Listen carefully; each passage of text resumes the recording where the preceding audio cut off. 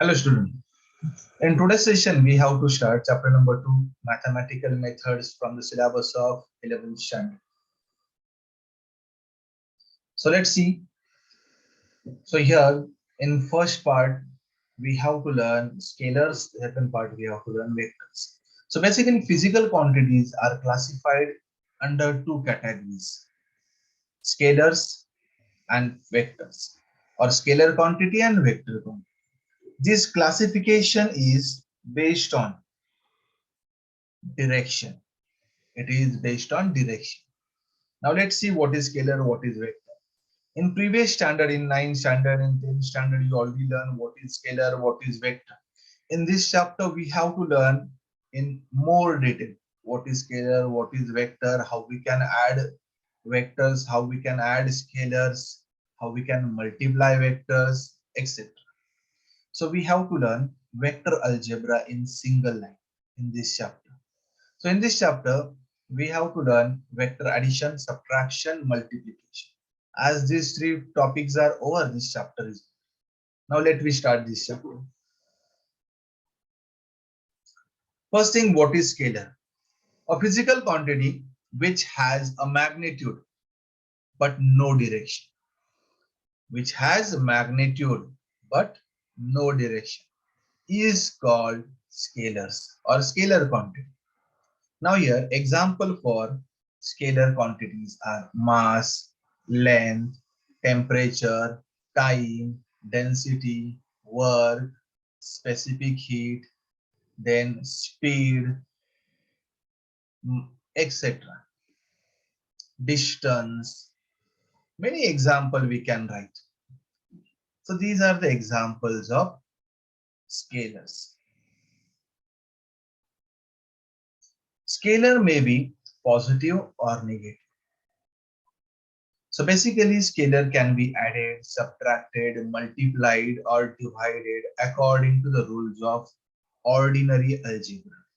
In previous standard, you already learned how to add, how to subtract, how to multiply, how to divide, so that you can apply to the scalar quantities. So if you want to add scalar, you can add it directly by using algebra, an ordinary algebra that you know. Now after this scalar, what is vector? Vector means physical quantity which has both. It has a magnitude as well as it has a direction, is called vector. Example for vector is velocity, acceleration, displacement, force, momentum, torque, etc. So displacement. So in the scalar quantity we are written distance, here displacement. What is the difference between distance and displacement? So when we are considering a particle A or a person from A point walk to point B, in a straight away it is a 5 kilometer. Then it travels a distance 5 kilometers. But here, instead of going straight away, a person goes to this direction 2 kilometer, then turn with 90 degree, travel 5 kilometer, turn with again 90 degree, travel again 2 kilometer. Then he moved like this. Then distance here is 2 plus 5 plus 2, 9 kilometers. And displacement is a 5 kilometer. Displacement means a shortest path between initial and final position is a displacement. So displacement 5 kilometer and distance is 9. Similar manner in the scalar we are written mass. So here in vector we can write weight. So what is the difference between mass and weight? Mass means content in a body. A pen made from n number of particles. Then this particles is a content in a body. So that content in a body is a mass. Weight means a force on that body due to Earth's gravity is the weight. So weight is always in downward direction. So weight has a magnitude and direction. Then after that, you remember here, vector cannot be added. So this is very important. Cannot be added, subtracted, multiplied, or divided according to the simple rules. We cannot apply the simple or ordinary rules of algebra to add, subtract vector. So we have to learn separate rules for vector algebra. So in this chapter, I told you we have to learn addition, subtraction, and division. As as these three things are over, chapter is over. Now here, vectors can be added, subtracted, multiplied by rules of vector algebra. A vector cannot be divided by another vector. So you remember here. So why we are learning only addition, subtraction, and multiplication, and why not division? The reason is vector cannot be divided by another vector.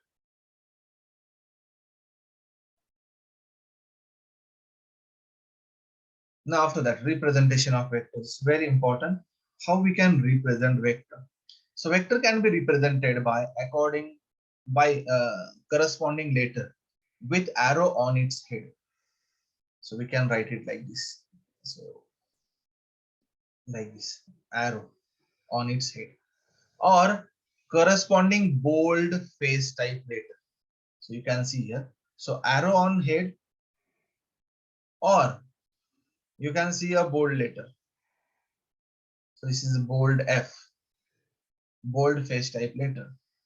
Now here, so this arrow on head is the simplest way to represent vector. So we are representing vector by this.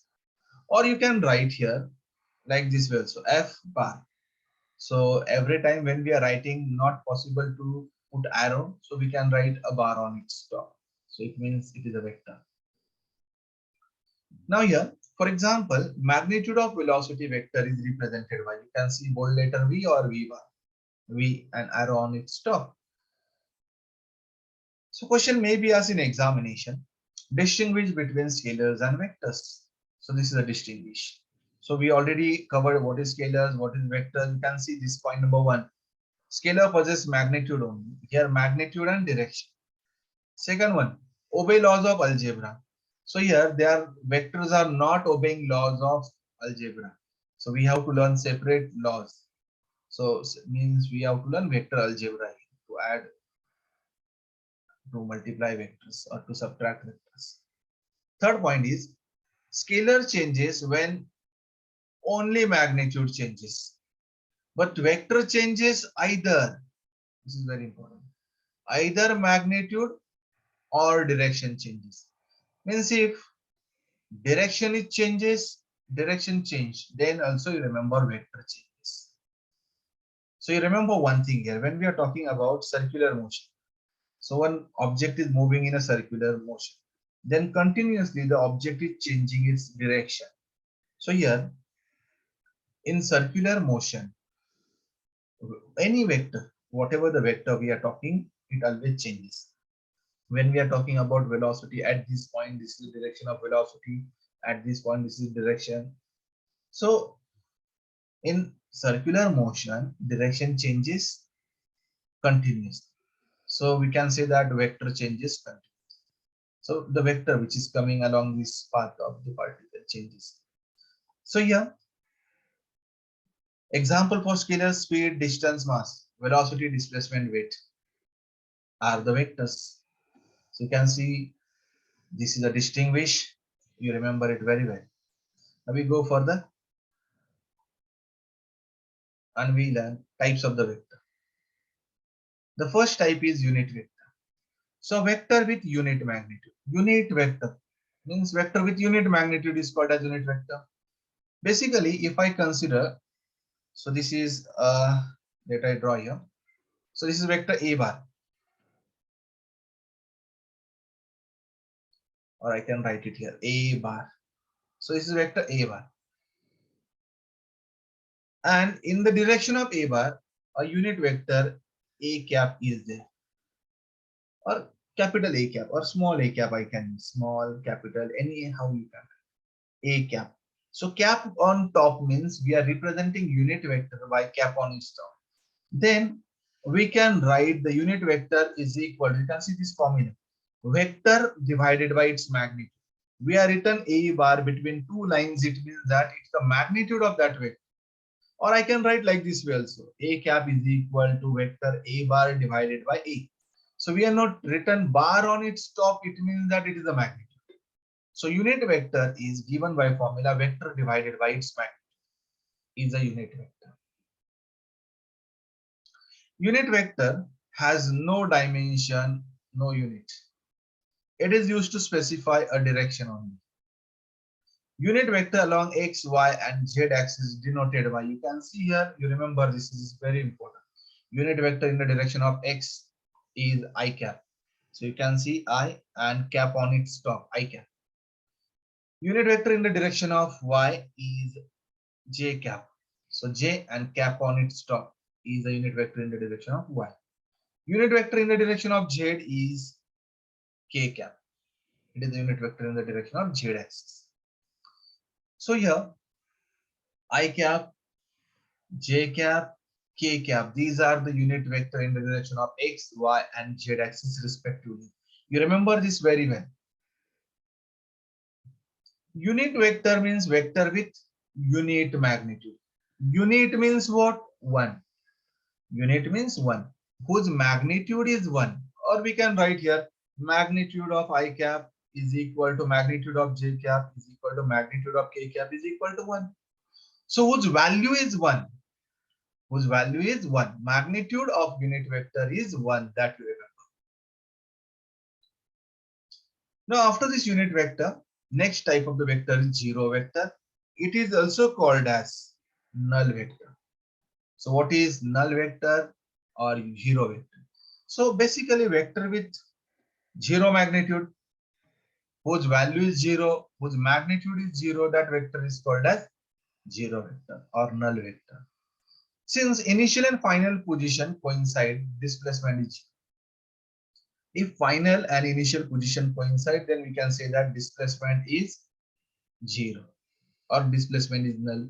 So just we discuss here, if person start at A, move to this direction, again goes to this, and again coming to the A position, then how much is the displacement? Displacement is 0. Displacement is a zero vector because displacement is a vector quantity. Now after that, next type of the vector is equal vector. So vector depends on magnitude and direction, that you have to remember. So equal vector means a vector with same magnitude, vector with same magnitude and direction. Magnitude and direction both must be same. Then only these two vectors are called as equal vectors. If I write here, this is A bar and A bar is 5 centimeter. I write second vector B bar. It is also 5 centimeter in the same direction. So both having a direction same and magnitude 5 centimeter, 5 centimeter. So we can write A bar is equal to B bar. So because they are equal vectors. Now next type of vector is negative vector. Now what is negative vector? So negative vector means vector having same magnitude. See here. Same magnitude but opposite in directions. They are called as negative vector. For example, if this is A bar, 5 centimeter. So I'm talking about B bar is also 5 centimeter. Magnitude is same, but direction is opposite to each other. So we can write A bar is equal to minus of B bar, or I can write B bar is equal to minus of A bar. Minus means that they are the negative vector of each other, or the sign means their direction is opposite. So here, negative vector of A bar is minus A bar, you can remember. Then after that, co-initial. Co means same, initial. So if two vectors having the same initial point, they are called as co-initial vector. Two vectors are said to be co-initial if they have a common initial point. Means if A bar is this and this is B bar. So they are started from same point. So this is the initial point is same. Then they are called as co-initial vectors. Co-initial means vector with same initial point. Then co-terminal. Co means same, terminal. They terminate at same point. Then they are called as co-terminal. Two vectors are said to be coterminal if they terminate at common point. And this is A bar and this is B bar. They end at common points. They are called as coterminate vector. They are ending themselves at a common point, then they are coterminal. Then coplanar. Co means same, planar means they are, if they are lying in the same plane, they are called as coplanar. For example, this is a plane. And I'm talking about some few vectors here. A bar, B bar, then C bar. I can draw D bar. So these are the vectors. They are coming in this plane, same plane. Then they are coplanar vectors. Coplanar means they are lying in the same plane. Then they are called as coplanar vectors. The next one is position vector. A vector which gives position of particle, position of object with respect to the origin. Then they are called as position vector. For example, here, let I tell you example of position vector. This is x-axis, this is y-axis, this is point x, sorry, this is point P, whose coordinates are x and y,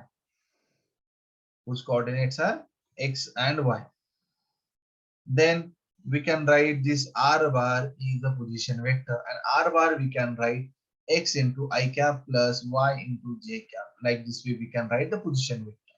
So we have to learn this in detail in the next article, but here you remember what is position vector, which gives the position. That vector is called as position vector. Resultant vector. Now what is resultant vector? The result of two or more vectors is called as resultant vector. When two or more vector result into a single vector, the produce means that vector is called as resultant vector. And if I consider, so this is first vector A bar, so this is B bar. So when result of these two is coming, this a single vector, this is R bar. Then this R bar is called as resultant vector of these two vectors A and B. So you can remember, when result of two or more vector into a single vector and which produces same effect as produced by the all vectors is the resultant vector.